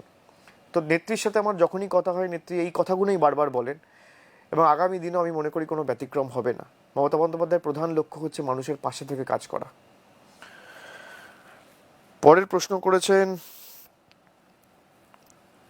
If not politician which profession would you be in? Sunip Rana. বা ভালো প্রশ্ন। যদি রাজনীতি না করতাম তাহলে কি হতাম? রাজনীতি না করলে আমি ছোটবেলায় ক্রিকেট খেলতে খুব ভালোবাসতাম। হয়তো রাজনীতি না করলে আমি সমাজসেবায় থাকতাম বা ক্রিকেটে চেষ্টা করতাম কিছু একটা করার। আমি খেলাধুলা পছন্দ করতাম, খেলাধুলার জগতে কিছু একটা করতাম, চেষ্টা করতাম, বা সমাজসেবা করে মানুষের পাশে কিভাবে থাকা যায়। যারা সামাজিক কাজ করতে চায় নিশ্চিতভাবে রাজনীতি সবথেকে ভালো প্ল্যাটফর্ম, কিন্তু রাজনীতি না করেও আপনি করতে পারেন। রামকৃষ্ণ মিশনের মাধ্যমে করা যায়, ভারত সেবাশ্রমের মাধ্যমে করা যায়, অনেক সামাজিক কর্মসূচি নিয়ে মানুষের জন্য কাজ করা যায়। যাদের মানসিকতা রয়েছে, মনোবল রয়েছে, কাজ করার তাগিদ রয়েছে, তারা অনায়াসে কাজ করতে পারে। সুতরাং দুটোর মধ্যে একটা করতাম। ভালো প্রশ্ন। পরের প্রশ্ন করেছে অনুশ্রী পাল। একটি দুর্ঘটনায় আপনার চোখে চোট লেগেছিল, কিভাবে সেরে উঠেছিলেন, ঠিক কি হয়েছিল সেদিন? কি হয়েছিল আপনারা তো সব জানেন। আমার গাড়ি অ্যাক্সিডেন্ট হয়েছিল 2016 সালের অক্টোবর মাসে। প্রায় 5 বছর হতে চলেছে এবং তারপর থেকে আমার বাঁ চোখে আঘাত লেগেছিল। আমার এই যে চোখের অরবিটটা, এটা পুরো ভেঙে চুরমার হয়ে গেছিল। আমাদের যে আইবলটা থাকে, এই আইবলটা একটা অরবিটের উপর রেস্ট করে, সেই অরবিটটা ভেঙে চুরমার হয়ে গেছিল। এবং তারপরে একটা নতুন, ওটাকে বলে হচ্ছে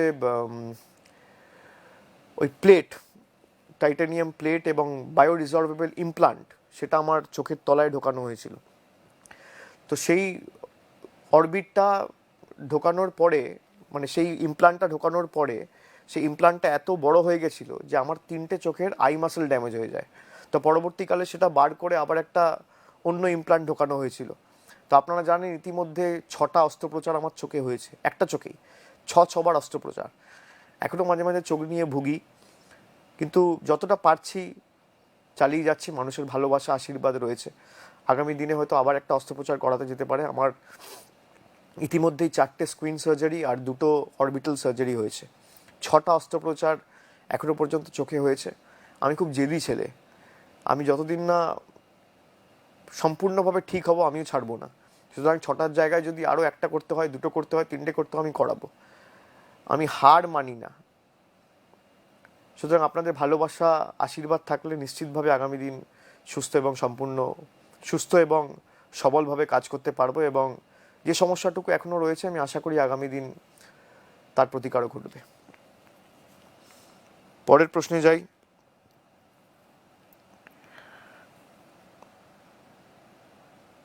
শুভেন্দু, দিলীপ ঘোষ, মিঠুনের মতো বিজেপি নেতারা কোভিড নিষেধাজ্ঞা না মেনে এবং উপেক্ষা করে রাজনৈতিক সভায় মানুষদের ডেকে এনে তাদের জীবন বিপন্ন করছেন। এই নিয়ে আপনার কি মতামত? অনুশ্রী পাল প্রশ্ন করেছে। না, আমি তো প্রথমেই আপনাদের বললাম যে আপনাদের কাছে পরিষ্কার। আপনারা দেখুন, মমতা বন্দ্যোপাধ্যায় একদম টুইট করে সঙ্গে সঙ্গে বলে দিয়েছে আমরা চাই, শুনুন, এই যে 500 লোকের মিটিং হচ্ছে এটাও না হোক। আমি তো নিজে টুইট করে বলেছি যে 500 লোকের জায়গায় যদি 600 লোক হয়, ইলেকশন কমিশন তো গিয়ে গুনছে না যে 499টা লোক হয়েছে না 501টা লোক হয়েছে। আপনি কি গিয়ে গুনছেন? ইলেকশন কমিশনে কোনো লোক গিয়ে গুনছে না। কেউ হেলিকপ্টার নিয়ে নামছে, তাকে দেখার জন্য 2000-4000 লোক জমে যাচ্ছে। ওখানে যদি একটা লোকের সংক্রমণ থাকে, 500 লোকের মধ্যে ছড়িয়ে যাবে। দায় কার? এই পার্টিগুলোর, এই নেতাগুলোর এবং ইলেকশন কমিশনের। মানুষকে মৃত্যুর মুখে ঠেলে দিয়ে মানুষের জীবন বিপন্ন করে এরা রাজনৈতিক সভা সমিতি চালিয়ে যাচ্ছে। আমি আপনাদের অনুরোধ করব যে আগামী দিন আপনি চিনুন এদের। আপনারা দেখুন, ভোট দিতে যাবেন সেদিনকে ঠিক করবেন যে একদিকে মমতা বন্দ্যোপাধ্যায় মানুষের কথা চিন্তা করে সমস্ত রাজনৈতিক সভা সমিতি কর্মসূচি বাতিল করে দিয়েছে। আমি নিজে আমার সব সমিতি কর্মসূচি বাতিল করে দিয়েছি। আমি পারতাম না 500টা করে মিটিং করতে? আমি পারতাম না ভার্চুয়াল মিটিং করে পৌঁছাতে, সব জায়গায় 500টা করে স্ক্রিন রেখে করতে? কিন্তু আমি জানি সেটা হয় না। আপনি কি করে গুনবেন যে 499টা লোক রয়েছে, 480টা রয়েছে না 500টা রয়েছে না 510টা রয়েছে? 500-র নামে 5000 লোক হয়ে যায়, এটা কোনোদিন সম্ভব নয়। আমি নির্বাচন কমিশনকে অনুরোধ করব যে আপনাদের যদি এখনও ন্যূনতম মনুষ্যত্ব বা মানবতা থাকে, আপনারা এই 500 লোকের মিটিংও ইমিডিয়েট ক্যান্সেল করুন। আপনারা সুযোগ করে দিয়েছেন ভারতীয় জনতা পার্টিকে মিটিং করার জন্য, আপনারা সুযোগ করে দিয়েছেন অন্যান্য রাজনৈতিক দলকে মিটিং করার জন্য। কেন মানুষের জীবন বিপন্ন করে রাজনীতি হবে? এর বিহিত হওয়া দরকার। সভা সমিতি সব বাতিল করুন। আপনারা ভোট এক দফায় করবেন না, আপনারা সভা চালিয়ে যাবেন, সমিতি চালিয়ে যাবেন। বাংলার মানুষ মনে রাখবে এবং এর জবাব আগামী দিন ঠিক পাবেন। আমি এটুকুই বলবো, মানুষের উপর ছেড়ে দিন, মানুষ বোকা নয়, মানুষের উপর ছেড়ে দিন, মানুষ আগামী দিন জবাব দেবে। তারা দেখুক না যে যেখানে দৈনিক 3 লক্ষ করে কেস হচ্ছে, 2000 করে লোক মারা যাচ্ছে, যেখানে বাংলায় 12,000 কেস হয়েছে, সেখানে এখনো ইভেন কি আজও মিটিং করেছে। আজকে 2 দিন আগে নির্বাচন কমিশন নিষেধাজ্ঞা জারি করার পরও আজকে প্রায় 10,000 লোক নিয়ে বৈষ্ণবনগরে মিটিং করেছে এবং তা সাংবাদিক বৈঠক করে আমরা প্রকাশ্যে এনেছি। বিজেপির রাজ্য সভাপতি মিটিং করছে, এরা নাকি সোনার বাংলা করবে। এই হচ্ছে তাদের সোনার বাংলার নমুনা। হয় গুলি করে জোর জবরদস্তি বাঙালি খুন করে মারো, আর নইলে করোনা ছড়িয়ে দিয়ে মানুষকে মৃত্যুর মুখে ঠেলে দাও। এই হচ্ছে তাদের সোনার বাংলার মডেল। তা আগামী দিন আপনারা জবাব দেবেন, এই বিশ্বাস আমি রাখি। পরের প্রশ্ন করেছে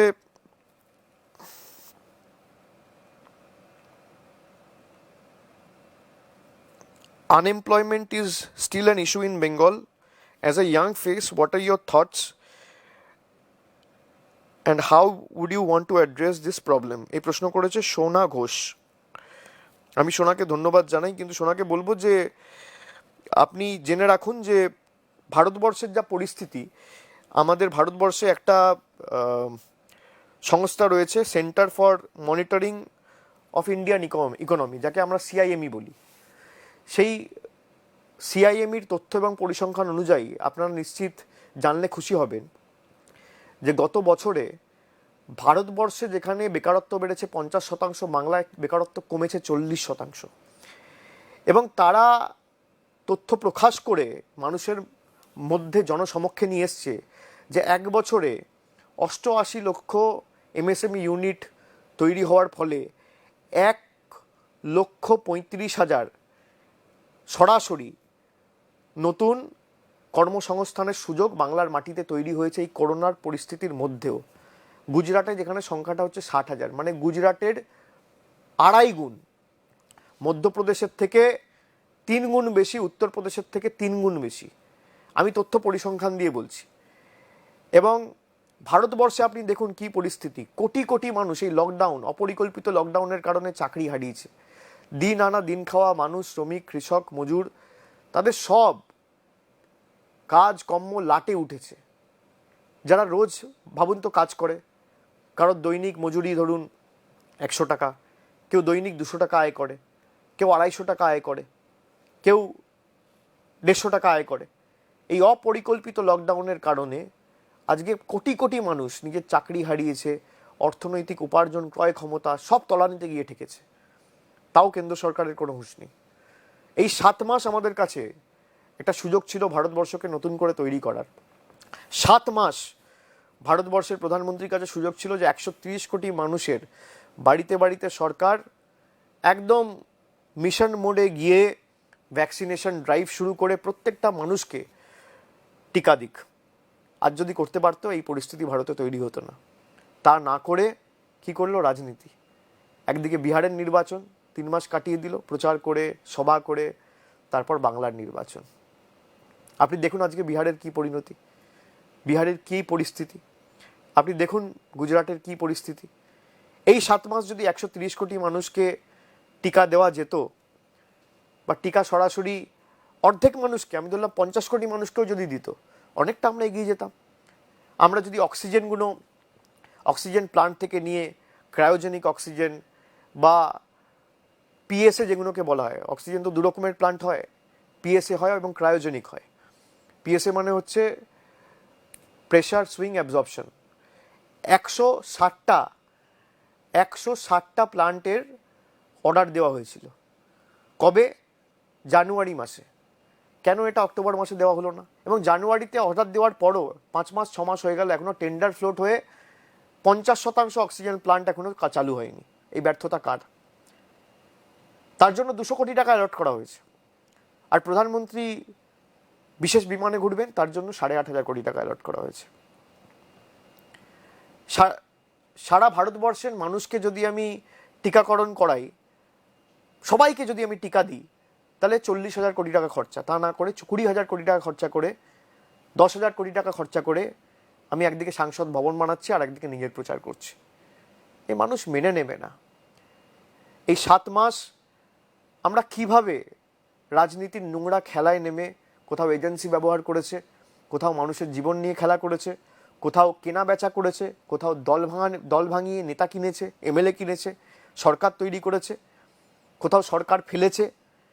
এই কাজগুলো না করে যদি কেন্দ্র সরকার তার অর্ধেক সময় মানুষের সুরক্ষার জন্য দিত, আজকে এই পরিণতি হতো না। আমি এখনও অনুরোধ করব আপনাদের যে বাংলার মানুষ এবং ভারতবর্ষের মানুষের জীবন নিয়ে ছেলেখেলা করবেন না। রাজনীতি আগামী দিন করার অনেক সময় পাবেন, ঘোড়া কেনা বেচা, এমএলএ কেনা বেচার সুযোগ অনেক পাবেন। আগে মানুষগুলোকে বাঁচান। আপনাদেরকে ভোট দিয়ে মানুষ নির্বাচিত করেছে এক বুক স্বপ্ন নিয়ে। আজকে মানুষ বুঝতে পারছে যাকে কেন্দ্রের সরকারে বসিয়েছি তাকে ভোট দিয়ে নির্বাচিত করা আর খাল কেটে কুমির আনা এক। এখনো বোধোদয় হওয়া উচিত আপনাদের। তাই আমি মনে করি যেভাবে আজকে এই অপচয় করা হয়েছে 7 মাস সময়, এটা যদি আমরা সঠিকভাবে ব্যবহার করতাম, আমরা অনেকটা পরিস্থিতি নিয়ন্ত্রণে আনতে পারতাম। পরের প্রশ্ন করেছে চুমকি রায়, এত ব্যস্ততার মধ্যেও পরিবারের জন্য কিভাবে সময় বার করেন? সন্তানদের সাথে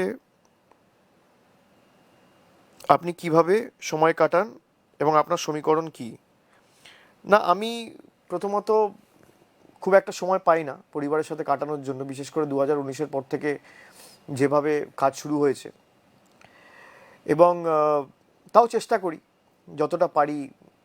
সপ্তাহে 5 মিনিট 10 মিনিটের বেশি সময় পাওয়া যায় না। কিন্তু আমার পরিবারে যারাই আছে তারা জানে যে আমি যে কাজটা করছি সেই, এবং যাদের সাথে লড়াই করছি তারা কিভাবে মানুষের জীবন বিপন্ন করে নিজেদের স্বার্থ চরিতার্থ করতে এই খেলায় নেমেছে।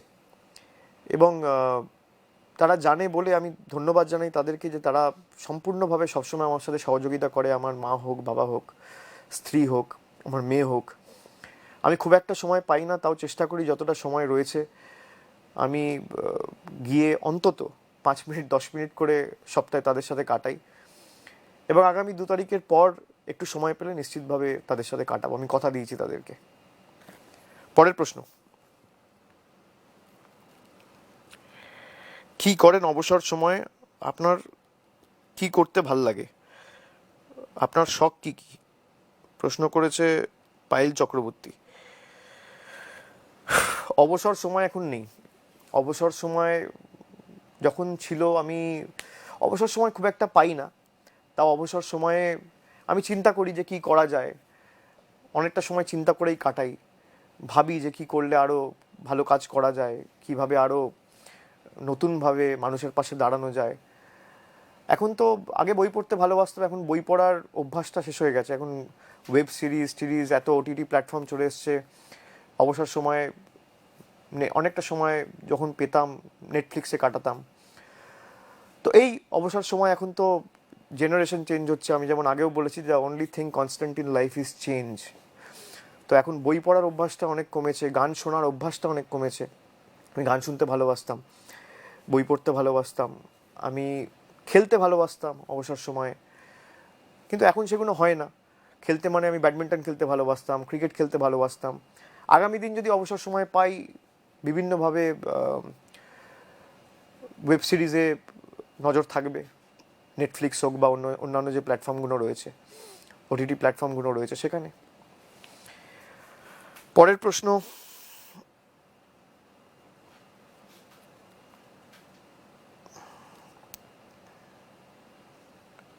আচ্ছা, আমি দেখতে পাচ্ছি আপনাদের কোভিড রিলেটেড অনেক কথা আপনারা জানাচ্ছেন, কোভিড রিলেটেড অনেক সমস্যার কথা আপনারা জানাচ্ছেন। এখানে বেড নিয়ে আপনাদের অনেক সমস্যা আপনারা বলছেন, তারপর ওষুধ নিয়ে, রেমডেসিভির নিয়ে, অক্সিজেন সিলিন্ডার নিয়ে আমি প্রচুর কমেন্ট দেখতে পাচ্ছি এখানে। আমি আমার টিমকে যারা দায়িত্বে রয়েছে তাদেরকে অনুরোধ করব যে এই ফেসবুক লাইভ শেষ হওয়ার পরে যারা দায়িত্বে রয়েছেন প্রত্যেকটা কমেন্ট কোলেক্ট করে, প্রত্যেকটা কমেন্ট দেখে কার কী সমস্যা রয়েছে আমাকে যত দ্রুত সম্ভব ইমিডিয়েটলি জানাতে, এবং আমি যথাযথ ব্যবস্থা নেওয়ার চেষ্টা করব। আপনাদের যেখানে যা অসুবিধা আমি সরাসরি আপনাদের সাথে যোগাযোগ করে আপনাদের কাছে পৌঁছাবো। আপনারা চিন্তা করবেন না, যতটুকু আমার সামর্থ্য রয়েছে, আমার যতটুকু এখতিয়ার রয়েছে, শক্তি রয়েছে, আমি সর্বশক্তি দিয়ে আগামী দিনগুলোতে আপনাদের পাশে দাঁড়াবো। এই ক্রাইসিসের মোকাবিলা আমাদের সকলকে করতে হবে, ঐক্যবদ্ধ হয়ে করতে হবে, একসাথে করতে হবে, সম্মিলিত প্রচেষ্টার মাধ্যমে আমাদের এই কাজ করতে হবে। তাই আগামী দিন এই লড়াই আমি মনে করি যে কোনো একা, সে মুখ্যমন্ত্রী হোক বা প্রধানমন্ত্রী হোক বা যে কোনো স্বরাষ্ট্রমন্ত্রী হোক, কেউ একা জিততে পারে না। মানুষকে এগিয়ে আসতে হবে, গঠনমূলক কাজ, নিজেদের এলাকাকে কিভাবে সুরক্ষিত রাখা যায়, নিজেদের কমিউনিটিকে কী করে সুরক্ষিত রাখা যায়, নিজেদের পরিবারকে কী করে সুরক্ষিত রাখা যায়, নিজেদের অঞ্চল, পাড়া, বিল্ডিং, নিজেদের সোসাইটিকে কী করে সুরক্ষিত রাখা যায়, এবং কোভিড বিধি মেনে চলা। যদি কারোর কোনো উপসর্গ থাকে সঙ্গে সঙ্গে কোভিড টেস্ট করানো, আইসোলেট করা, তবেই আমরা সংক্রমণ রুখতে পারবো। এবং আমি কেন্দ্র সরকারকে হাত জোড় করে অনুরোধ করব যে আগামী দিনগুলোতে আপনারা এই টিকা ভ্যাকসিনেশন ড্রাইভ ইতিমধ্যে শুরু করে রাজ্য সরকারগুলোর সাথে সহযোগিতা করে মানুষের জীবন বাঁচাতে এগিয়ে আসুন। রাজনীতির সময় অনেক পাবেন, এখানে কোনো ভেদাভেদ করবেন না। আপনারাই তো বলেন 1 র্যাঙ্ক 1 পেনশন, 1 নেশন 1 ফ্ল্যাগ, তাহলে কেন 1 নেশন 1 ভ্যাকসিন হবে না? কেন 1 ভ্যাকসিন 1 প্রাইস হবে না? এটা দ্বিচারিতা নয়। প্রাইভেট হসপিটালে কেউ গিয়ে 600 কিনবে, স্টেট গভর্নমেন্টকে কিনতে হবে 400 টাকায়, আপনি 150 টাকায় কিনছেন। সেখানেও তো যে তৈরি করেছে যে সংস্থা SII, serum institute of India, সে বলছে আমি এখানেও প্রফিট কামাচ্ছি, তারপরে আপনি 400 টাকায় বিক্রি করছেন, মানে প্রায় 300 গুণ বেশি দামে।